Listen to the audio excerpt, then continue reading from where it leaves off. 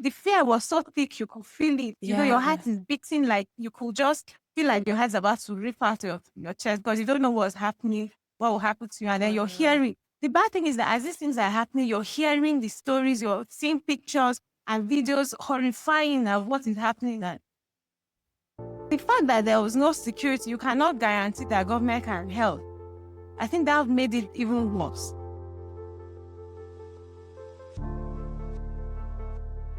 Welcome to Currents, a podcast of Big Ocean Women. I'm your host, Dana Robb, and joining me today is one of our wave leaders from Nigeria, Fatima.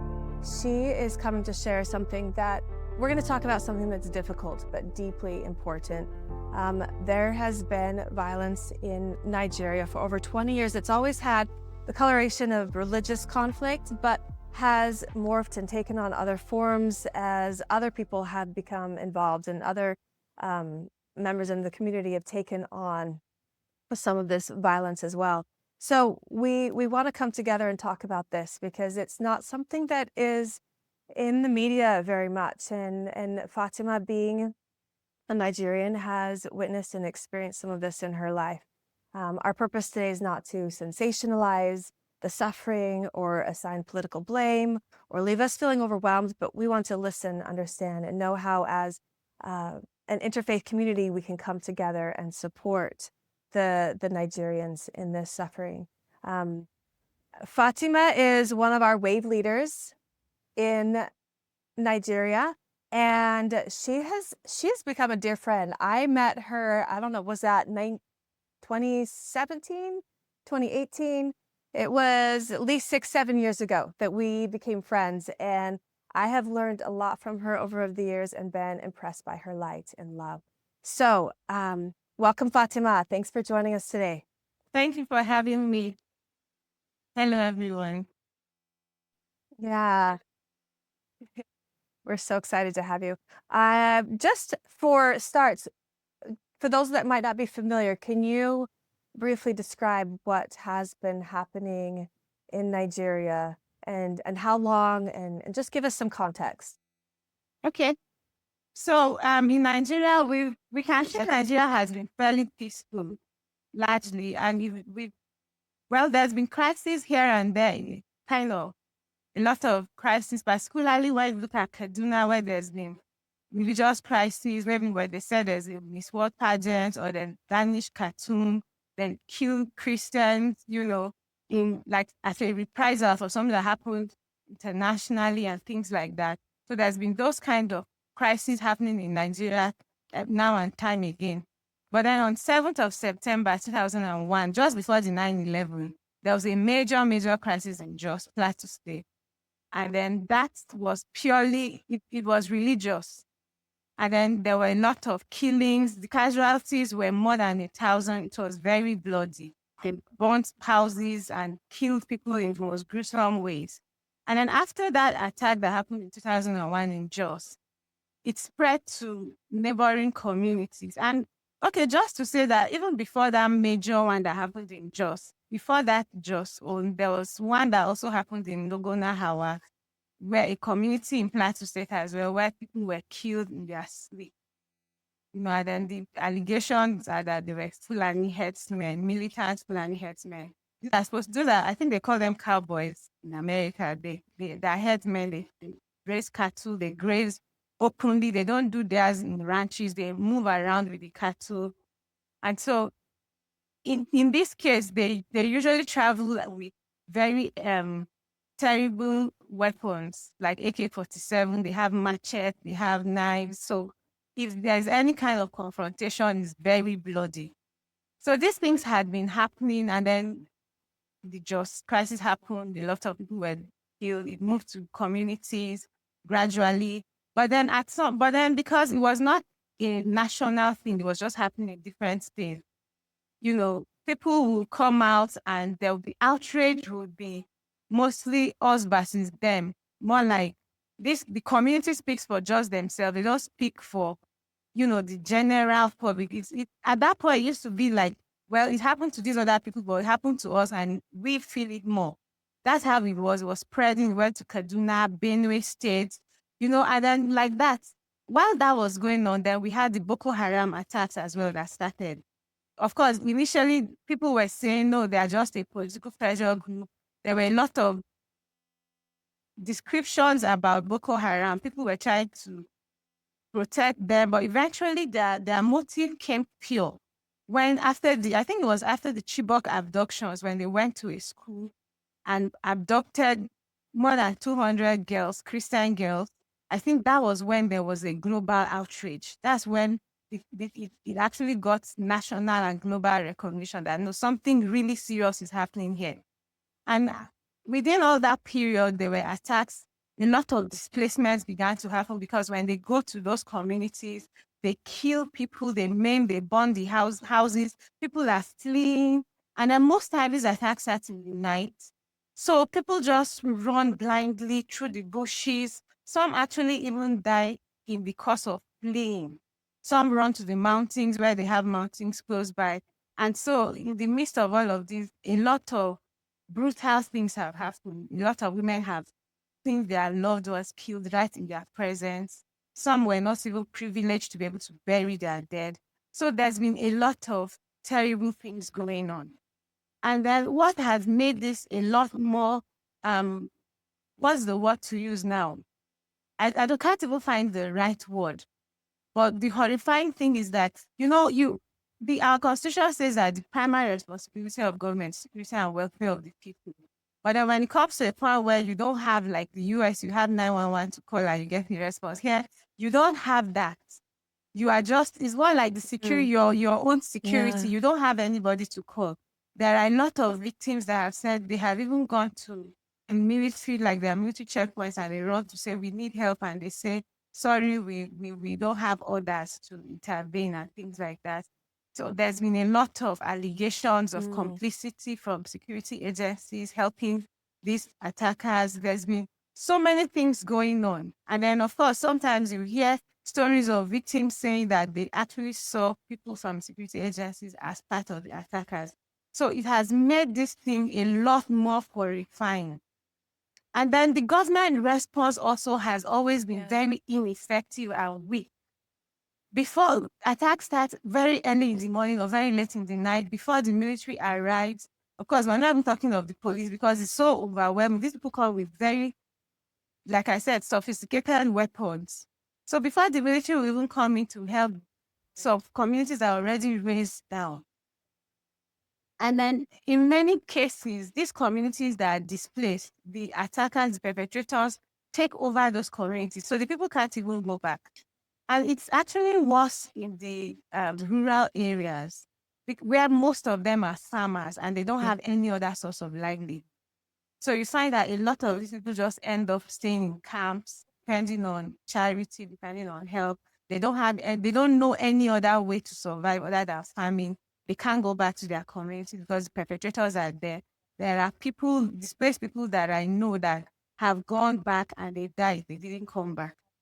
Some people have tried to say, let's go and check, is it safe now? And then you don't hear from them again and things like that. So the context of the whole thing is that there's been a lot of attacks, violent attacks going on, mass killings going on with very weak and ineffective government response. Sometimes they'll tell you they are unknown gunmen. Sometimes they'll tell you these people are bandits. There's just so many names they give to these things. And then you cannot even hear that these people have been arrested. Many times, like the recent one that happened in Yelwata, I think that was last year. The president himself had to ask the Inspector General of Police that with this large scale murder that happened here, you didn't even arrest anybody. You couldn't catch any of the perpetrators. Is that bad? And so because most of the people on the receiving side are farming communities that are largely Christians, while the people perpetrating these acts are mostly Fulani herdsmen or Boko Haram, who are largely Muslims, it makes it very easy to fit it into that context of this is a Muslim versus Christian thing. Yeah. It doesn't really necessarily mean that the Muslims in Nigeria have taken up arms against the Christians in Nigeria. No, that's not what it means. It's just that the people who are perpetrating these things, that's their identity. And then the victims are Christians, the perpetrators are mostly from Muslim religion. And then you find that at the end of the day, when you're asking for how do you put it now? When you're asking to say, how can people be helped, or what is the government doing about it? You hear government is rehabilitating repentant, so-called repentant terrorists. It's only in Nigeria that I've heard that terrorists are repentant, rather than apprehending them and, letting them bear the full weight of the law. They're pampering them, sending them for foreign education, giving them, in fact, sometimes there are even parties. We say that they are doing celebrations, they are repentant. And then at the last administration, the last presidency we had, they reintegrated thousands of these Boko Haram people that were arrested. They reintegrated them into the community, even including putting them in the military. So it makes this whole thing so complicated. How can someone tell you, because this is an ideological fight, and then how can someone tell you he's repentant? I don't know what is the rules that they use to determine that they are repentant enough to say they have rehabilitated them and put the security of the country in their hands. So a lot of there's a lot of distrust of government. Right. I was going to ask because it's not necessarily Muslims against Christians, but how has that affected the relationships in the community? Is there a lot of separation between the two religious groups originally anyway? And has it created more? It has created a lot of divisions. Growing up, I remember that, growing up, you find that a lot of Christians are waiting for Salah period, especially the Salah where they kill rams, because Muslims come and give meat, share food. And Christians were waiting for that. It used to be a time of joy. Okay. And then during Christmas, Christians would take food, chicken, and all that to their Muslim neighbors. It used to be that harmonious. But since all of this has happened, there's been a lot of trust. Oh. So like in Jos, for example, you have Christian-dominated areas where you only see Christians living, and Muslim-dominated areas where you see only Muslims living. And you find a mix of that, mostly maybe in the elite areas, where people that are wealthy, that's only maybe in Red Pill we find a mix. But there's been in fact, generally in the whole country now, there's a lot of general distrust. Initially, these things were not there, but now people tend to almost instinctively profile you according to your religion now, compared to how we used to be before. Yeah. And then the bad thing about a lot more prejudice. and then the bad thing about this is that criminals have taken advantage of the situation. So because there's a lot of abductions now, initially the abductions and kidnaps were targeted. Christians, priests, and all of that, but now it's random. It can be anybody, named Christian, anybody's abducted for ransom, and then so everyone feels at risk. Exactly. That's So I'm curious. This started in the early 2000s. How old were you? Do you remember this violence when you were a child? Well, I wasn't a child then. I had finished secondary school. That's high school. I had already finished high school. I was working. Okay. I was waiting to get into the university. I hadn't gotten admission to the university yet. So that period I was learning some things, some skills, and I was also working. So I was very much, I can't remember exactly how old was that, but I know that by that time I was probably 20 or almost a young adult. Yeah, but I was an adult, yes. Okay. And do you remember, what were your thoughts when this started happening? What was your experience with it? Especially the 2001. It was so horrifying that I remember at a point when they told us, the people are coming close to our house area.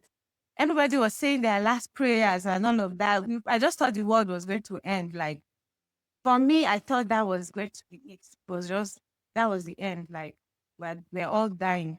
Especially that a lot of my relatives ran away from their own houses and came. I think all I remember then was just fear. The fear was so thick, you could feel it. Your heart is beating, like you could just feel like your heart's about to rip out of your chest because you don't know what's happening, what will happen to you. And then you're hearing. The bad thing is that as these things are happening, you're hearing the stories, you're seeing pictures and videos horrifying of what is happening. And the fact that there was no security, you cannot guarantee that government can help. I think that made it even worse. Yeah. Yes. Yeah. that could happen at What any time happened to to you yes, or those near yeah. you. Yeah. Yeah. So, um, what does faith look like for believers who live with this level of danger? Do you feel like how has your faith changed, and what have you noticed in your community of believers? Well, I can't really say that there's a uniform response. Because in Borno State, for example, with Boko Haram saga, I remember when at the time when these Boko Haram attacks were at peak, there were a lot of reports that there were a lot of pastors who actually lost faith and even converted. You know, they changed, they were no longer the Mm, pastors, they just they had, and then they just left Christianity and all right. of that. So there were those stories of those people. For some, it made their faith stronger. So I think it depends on each person, Mm, it depends on their experience. And then, of course, the people around you and everybody's peculiar situation. But I remember even today, I was talking with somebody about this situation. We're talking about a particular reverend who had been very vocal about the things that are happening to Christians in the North. And then we were just talking about how he had been so bold and risked his life compared to many of his colleagues who are trying to be politically correct and not wanting to come out because they want to save their mm, head. Of course, self-defense, I mean, how do they say it? Self-preservation is the first rule of nature. And I'll just say that advocacy is a very dangerous thing because people can target you for saying the truth. So faith, for me personally, my faith has been strengthened because I've seen a lot of people go through these things and come out of it. Right. And it has also helped me to know that anybody can die. Sometimes people feel, well, I'm not yet old, I'm young, I can live my life anyhow I like. When I'm old, I'll now be more serious with Christianity. But this has made it very clear that anybody, you don't have to wait till you get old. Every day of our lives, we just have to be as close to God as we can. Live it like it's the last because life is not guaranteed. Anything can happen at any guaranteed. time. Yeah. Yeah. I think that's a really powerful lesson, to take each day and realize. I love that you said that, live each day like could be your last. And so live it as close to God as possible. Do you feel like your relationship with God has been strengthened then because of this experience? Yes, yes, yes, yes. I probably would have been a lot more careless. Who knows? But with all of this, it just makes the reality it makes the reality stronger Yeah. because I mean, you can imagine that some people take Leah Shaibu, for example, because there's been a lot of mass abductions of students from school. And there was this, after the Chibok, there was the Dapchi abductions where all the girls were released except one girl. Her name is Leah Shaibu. And up to now, she's not being released because she refused to convert from Christianity. Now, just imagine that someone went to school like every other day, and the next thing she's being told she convert, change her religion, or be killed or something. And so you can imagine that. And so the thing is, every day we don't know what can come up. For me, it has strengthened my faith, and it also challenges me to ask myself, how far can I go? I know I've also had my own share of persecution and all that, and God has helped me overcome. But then I don't know, there's no limit to what is possible. And so every day we just keep praying that we are able to stay faithful, stay faithful because fear of death is very real. It can make you do what you don't even imagine. Yeah.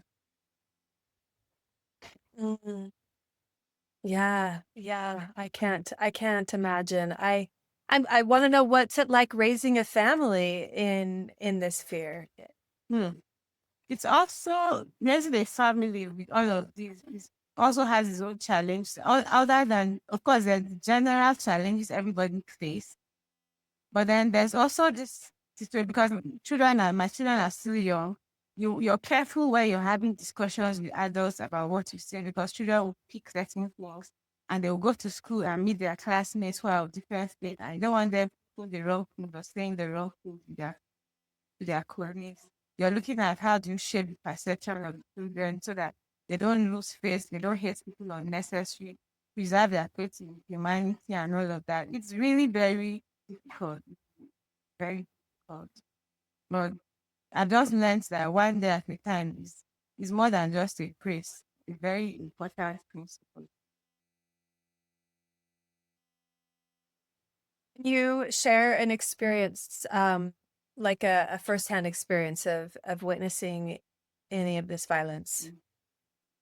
I think apart from the 2001 crisis that, the attack was so close to my house that we thought they were going to come into our house.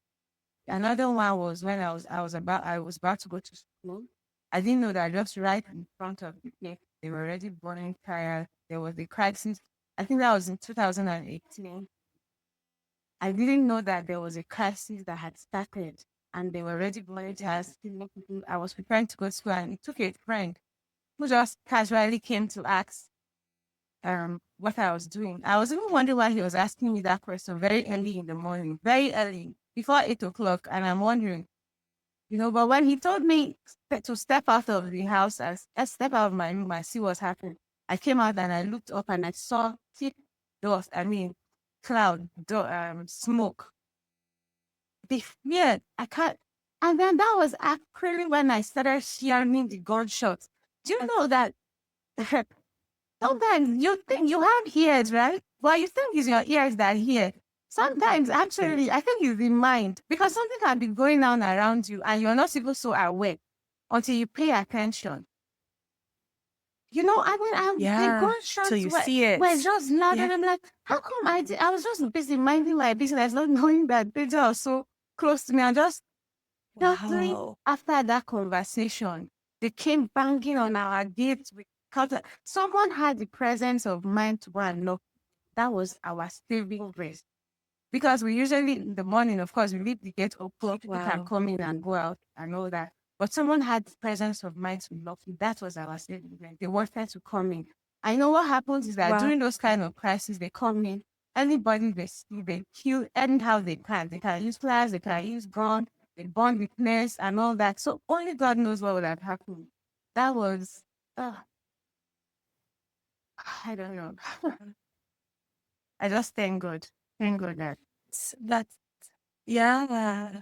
What else can you do but give him the glory and acknowledgement that he's preserved you and your family, and that he's aware. I think it's really important for us to remember that even though he hasn't stopped the violence, he is aware of it, and he is there to comfort anyone and everyone who's experiencing violence anywhere in the world. And his love and his power to compensate, he will compensate for every evil that we have to endure in this life, and to trust him to keep his promises, to be there for us. What do you think will be the solution? I don't know, like if the government doesn't step in, what can the people do? Is there any hope for the communities in Nigeria? Yes, there's a lot of hope. If there was nothing like non-governmental organizations, human rights organizations, I don't know how people would have survived.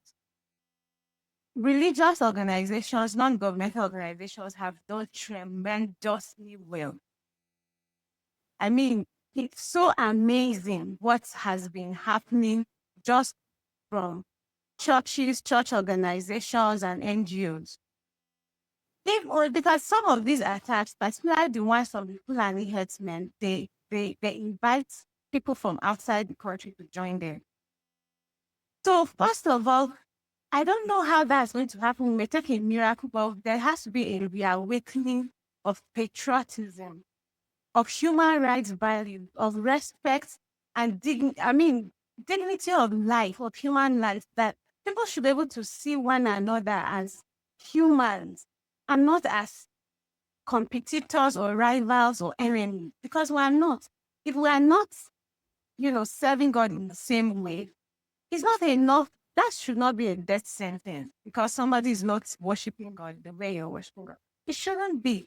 And what has preserved a lot of lives so far is the work of NGOs coming together, doing conflict transformation work, helping those that are sick, those are wounded, giving hope, because there's a lot of depression, there's a lot of anger.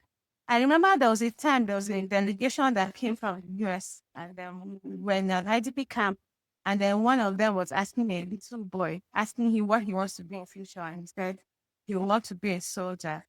And then they asked him why, and he said so that he would go and kill the people that killed his parents. And after that, I've heard similar stories from children. So that means it's not just a one person. There are a lot of people whose life ambition right now is vengeance. And then you see NGOs come around and do trauma healing, psychosocial therapy, give people hope. You know, with every respect to the government, I think the NGOs have done more than the government can ever do, really. And so what I feel is No, go. I'll step in after you're done. okay. So I feel that there's a lot of hope if, people continue to receive this encouragement. Like a lot of farmers that in this place have learned skills, how to sew, how to make certain things, how to make hair, different skills that is helping them to have another hope at life. There are people who have gotten scholarships for education. There's a lot of things that is actually helping people to hold things together. So there's hope. It's just for us to reinforce the right values. The bad people are not as many as the good people. It's just because what the bad people are doing is so loud that makes it look like the world is so evil.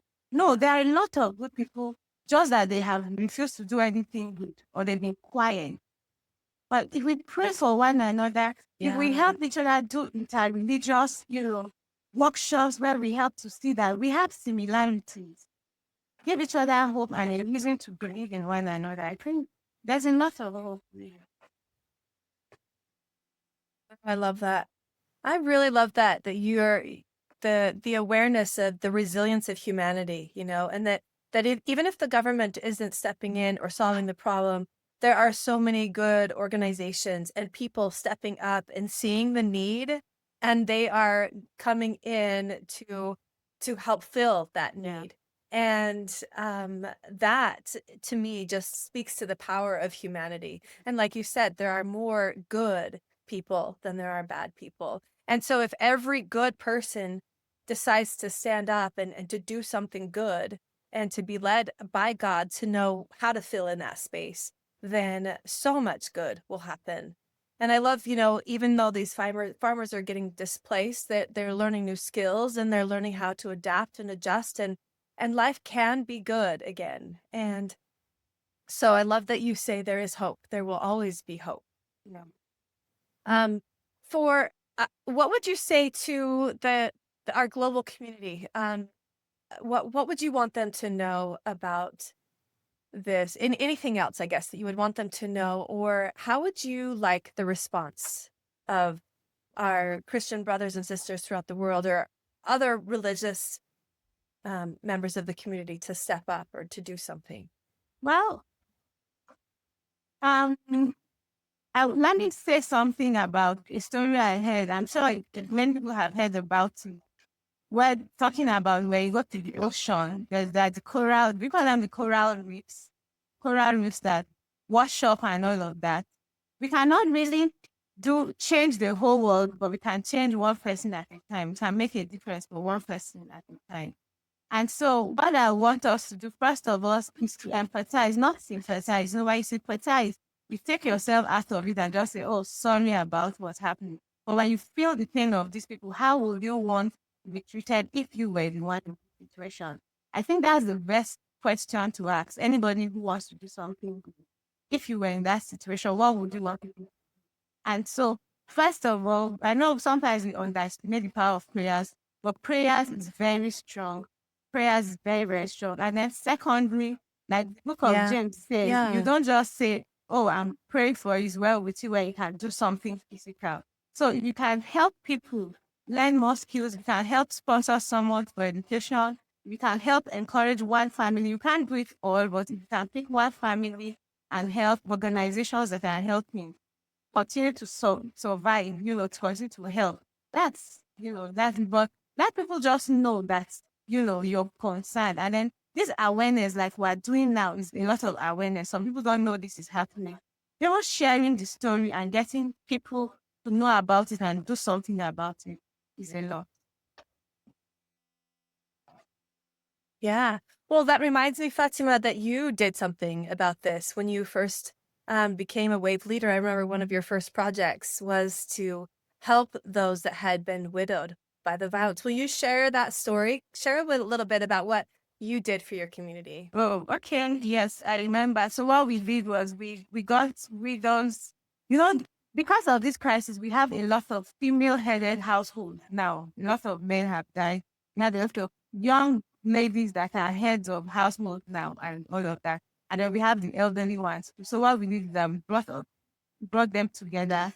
We did skills as musicians, taught them how to make soap, how to make beads, how to tie hair. There's a way we tie hair in Nigeria that is very lovely. It's a craft actually, and people pay for it. So we taught them a few skills, and then we also did health checkup. Because people are so occupied with survival, they don't even check their health and all of that. They don't even know how their health is doing. So we brought people, check their blood pressure, did HIV tests for them, hepatitis, and just a few of these tests, and then gave them the results and things like that. That was one first project. How many people did you end up having attend that event? I can't remember exact number now, but I know that there will be more than 4. I think that was my first project. And do you feel like that was your first and you've done more since then? Yeah. Yeah. Well, I think you're an incredible example, Fatima, and you bring a lot of light into the world. And thank you so much for being with us today. Not only are you a wave leader in your community and helping that group of women, but you're also a human rights advocate, a lawyer, right? And you work in that field as well to support your community. So appreciate you today. Any last words? Anything else that you would like to leave with us? So I would have loved a catchphrase, something that people will forget, but I think I've said in passing already that, do something. It's actually true that all evil needs to triumph is for good men to do nothing. So if you want to be a force for good in the world, don't do nothing, do something. That's perfect. Yep, exactly. Do something. And each of us has that capability to do something good in our homes, our communities, and it will branch out and affect the world. So thanks for listening today, everyone. We invite you to become a part of Big Ocean Women. We have a monthly virtual wave meeting where you can connect with our global sisterhood and learn from women all over the world and learn how to maybe some of these things that you can do to be a force for good in the world. You can find that information on our website, bigoceanwomen.org. Follow us on social media. And if you're listening on YouTube, leave a comment about how this conversation affected you or what you would like to hear about in the future. We would love to connect with you. Thanks for joining.